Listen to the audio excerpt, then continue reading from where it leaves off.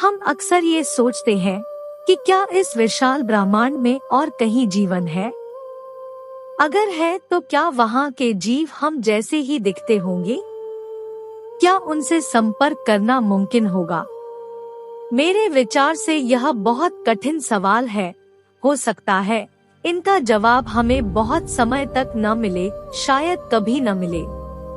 पर यहाँ मैं हमारी पृथ्वी पर जीवन की शुरुआत कब हुई, इस बारे में बात करना चाहता हूँ।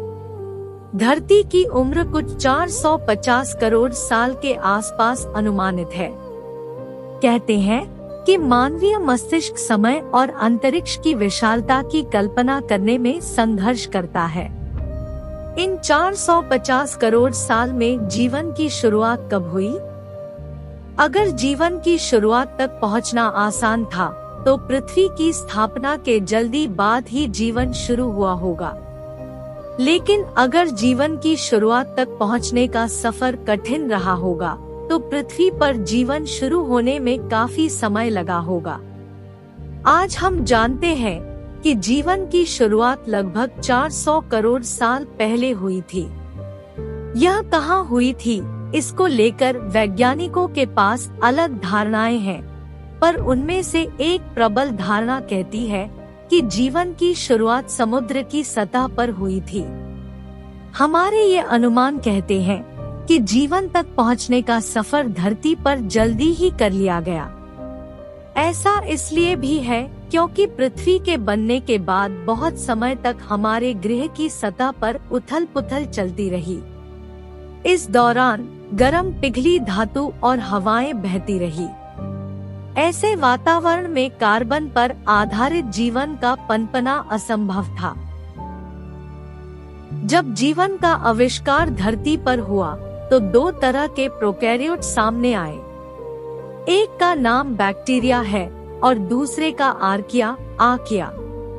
यह दो किस्म की कोशिकाएं सरल होती हैं और 400 करोड़ साल पहले धरती पर आकर इन्हीं दोनों का धरती पर बोलबाला रहा। ऐसा लगभग 200 करोड़ साल तक चला। इतने लंबे अंतराल के बाद एक आर्किया ने एक बैक्टीरिया को अपने अंदर समा लिया। यह घटना कब और कैसे हुई, इस पर आज भी अनुसंधान जारी है और इस प्रसंग की बारीकियां हम आज नहीं जानते हैं। पर इस एक घटना ने धरती पर जीवन का रुख बदल दिया। आर्किया के अंदर बैक्टीरिया जाने से एक यूकैरियोट कोशिका पैदा हुई। हम अपने आसपास जितनी प्रजातियां देखते हैं, पेड़, पौधे, जानवर, पक्षी और हम स्वयं सभी उस यूकैरियोट कोशिका की नतीजा है। आर्किया के अंदर जाने वाला बैक्टीरिया क्रमागत उन्नति के एक प्रक्रिया के बाद एक कोशिका का वह केंद्र बन गया जहां कोशिका की ऊर्जा का उत्पादन होता है। ऐसा होना धरती पर जीवन के लिए एक बहुत महत्वपूर्ण कदम था।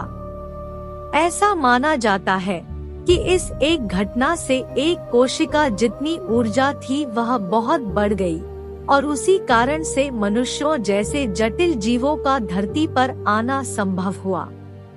पर ऐसा होने में 200 करोड़ साल क्यों लगे? इस सवाल का कोई सरल जवाब नहीं है। क्या अगर ब्रह्मांड में कहीं और जीवन है, तो क्या वहाँ भी ऐसा होने में इतना ही समय लगा होगा?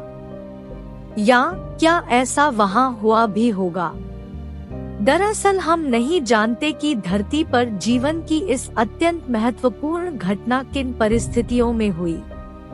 ऐसा होने में कितना योगदान 200 करोड़ के विशाल अंतराल का है और कितना एक बहुत भाग्यशाली घटना का है, यह रहस्य खुलने में अभी कुछ और समय लगेगा।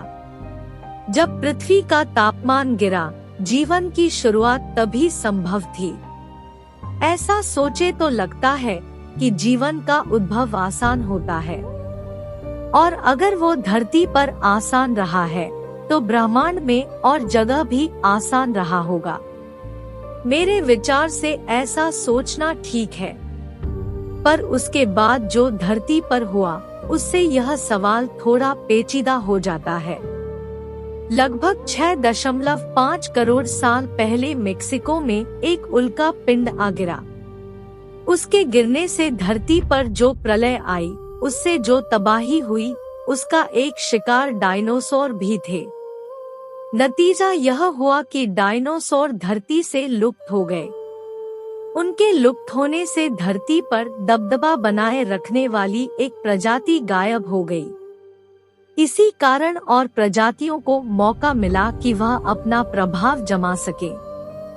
यह इसी हादसे के कारण हुआ कि मनुष्यों की पूर्वज प्रजातियां फल फूल पाईं और परिणाम स्वरूप कुछ 6.5 करोड़ साल बाद हम धरती पर एक प्रभुत्व वाली प्रजाति हैं। यदि 6.5 करोड़ साल पहले वह उल्का पिंड धरती पर न गिरा होता तो मेरे ख्याल से धरती पर जीवन की कहानी कुछ और ही होती। तो आज के लिए इतना ही, फिर मिलेंगे नेक्स्ट वीडियो में।